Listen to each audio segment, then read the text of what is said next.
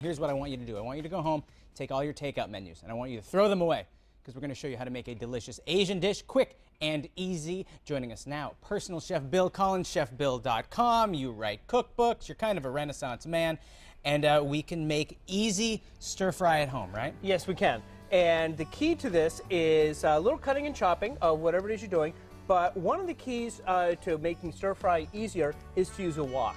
Take us through the wok because it heats differently than most pans. There's a lot of new properties and intriguing properties. Absolutely it is. And you can say, well, isn't that just a skillet? Well, yes it is. In a way. And can I make the food that we're making today in a skillet?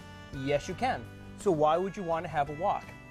I don't know. I don't know either. I have mine. You have yours. The reason you want to have a wok is it heats differently. Because you see the bottom, the bowl of the pan, it's flat against it. Sometimes they're round, and that's fine, just different style.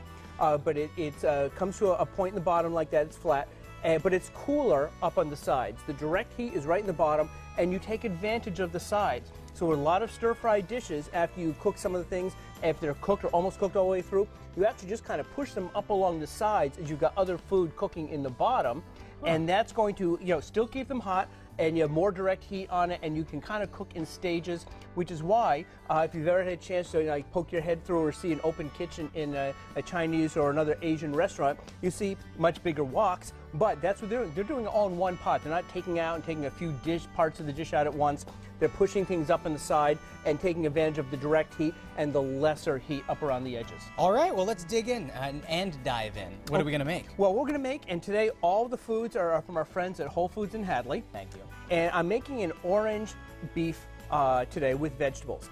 And a lot of times when you think of orange beef, especially if you go out and you have it, it's deep fried, and it's very crusty, and believe me, deep fried is really tasty. And I want it so badly right now, but we can eat healthy and get a very similar flavor. Yes, you can, because this is going to be a stir fry, and the orange you'll see at the end is going to come in at the very end, and we'll show you how you do that.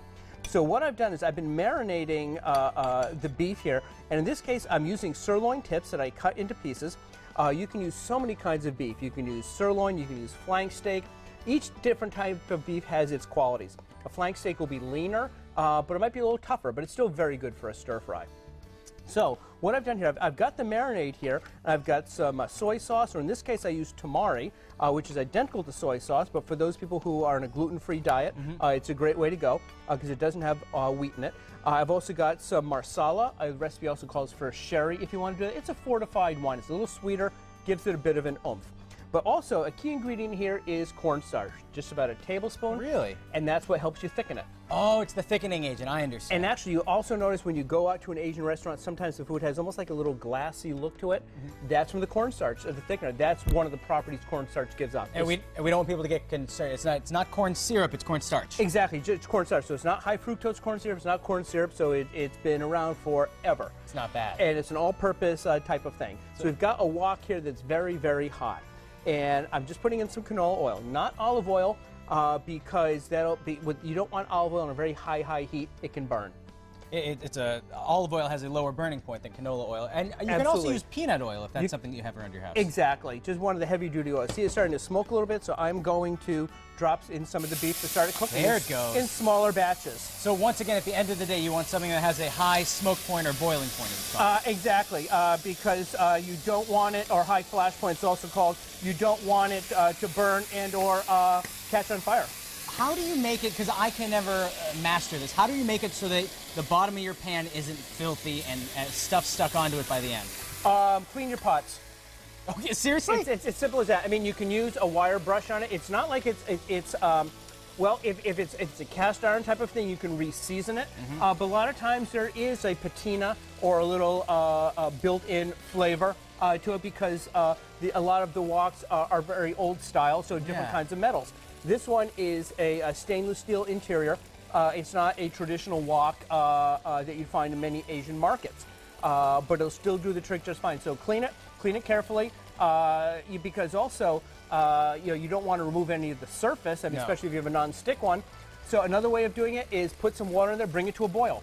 and just as you would deglaze a pan, Yeah. like your Thanksgiving gravy, that will help clean the stuff up off the bottom of the pan and help you clean it out even more. You just gave me something to do when I get home today. It's clean my wok. So we're gonna do meat first. It's always meat first? Yep, it's meat first, and actually this is very hot, so you want to do the meat first. And this, I mentioned earlier how you can leave everything in the pan and then remove it, or put it up on the sides with the meat. I am going to be taking this out so I can do the meat in batches. Okay, well, because we have a hot pan, I'm gonna leave you to it for a bit. We'll come back, finish this a little later in the show. Excellent, absolutely. All right, looking forward to it.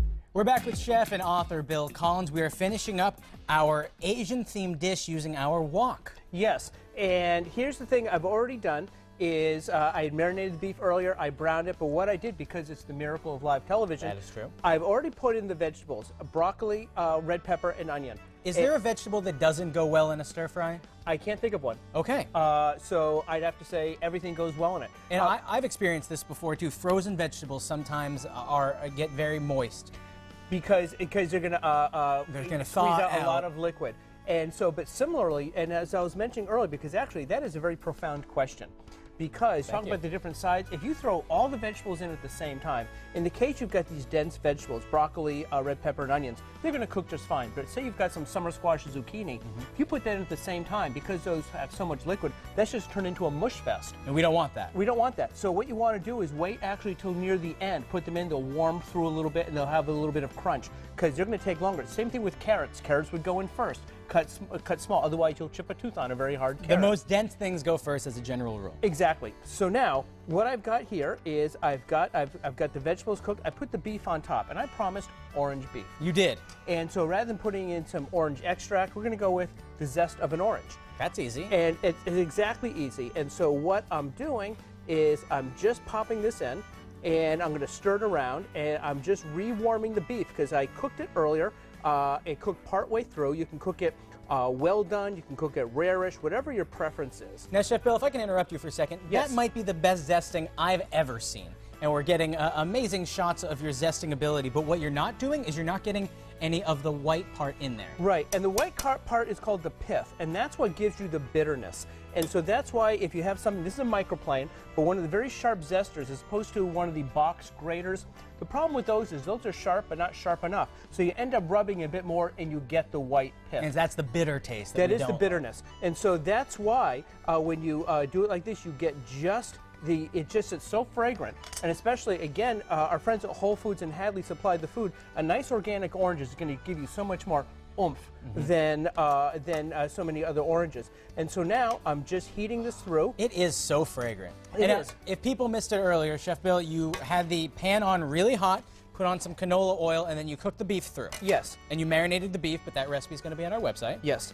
And then you took everything out, or if you're not doing a big portion, you can push it up to the side, and then you added all the vegetables. Right. And so, and then once the vegetables were getting very much cooked through, I put the beef back in. Oh, with the vegetables, I did a marinade. Chicken stock, balsamic vinegar, just a little bit of sugar. Balsamic, really? In an Asian dish? I've never heard of Because that. it gives it a bit of a bite. And so you're really balancing some things there. You've got a little brown sugar went in earlier, and a little sugar again, less than a couple of tablespoons, actually 3 tablespoons total of the sugars for something that's going to feed 4 to 6 people.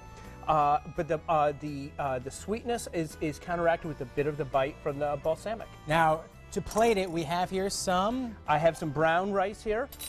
It's just a great, healthy, flavorful way to go. And a lot of people, too, sometimes instead of putting water in the rice when you're making it, you can put some chicken stock in there, anything you'd like. There's so many things you can flavor it with. I often put some ginger in, and so you get this really nice aromatic rice. You go with ginger, whatever you have around. Sometimes you might want to make it a little bit zippy. You can put some peppers in. You can put some red pepper flakes. So Into your rice. into the rice. Fast. Now, I noticed, too, back there, it's hiding, but it's your slow cooker. It's your rice cooker I have a rice specifically. cooker because an advantage of a rice cooker is you can get distracted with so many other things going on in the kitchen. And as you invented the phrase, set it and forget it. I did not. For copyright reasons, I he did did. not invent that phrase. No, but the thing is, especially with distractions, because with an electric type burner, you can set the rice, it'll come to a simmer, you might forget, it'll boil over. That way, rice cooker, and it'll keep it warm. So you don't have to do it exactly 20, or in the case of brown rice, about 38 minutes beforehand. Because You're there's good to go. nothing worse than either mushy rice or rice that burns your pan, because you can't get that out. Exactly. And so now we've got the very colorful. We've got the orange beef, brown rice with the broccoli, onions, and red peppers. It's very flavorful. It's very healthy as well because, especially with so many diets after the beginning of the year, because most diets this time of year last 29 days. And so what that does for you is you can take the cornstarch out if you're trying to avoid all starchy things, and it just won't thicken up a little bit. We discussed the cornstarch a little bit earlier. The sugars, you can use agave, maybe a little honey, or even cut back on it. There's not that much, but again, it's so adjustable because the flavors that jump out are the really terrific beef flavor and the orange. Orange really makes it pop. I think it's amazing that if you invest in good meats and good vegetables and you make that the focus, you don't miss the rest of the stuff that much. Nope, because with good ingredients, you don't have to kill them with heavy sauces to cover up the flavor that's not there. Good flavors will stand out every time.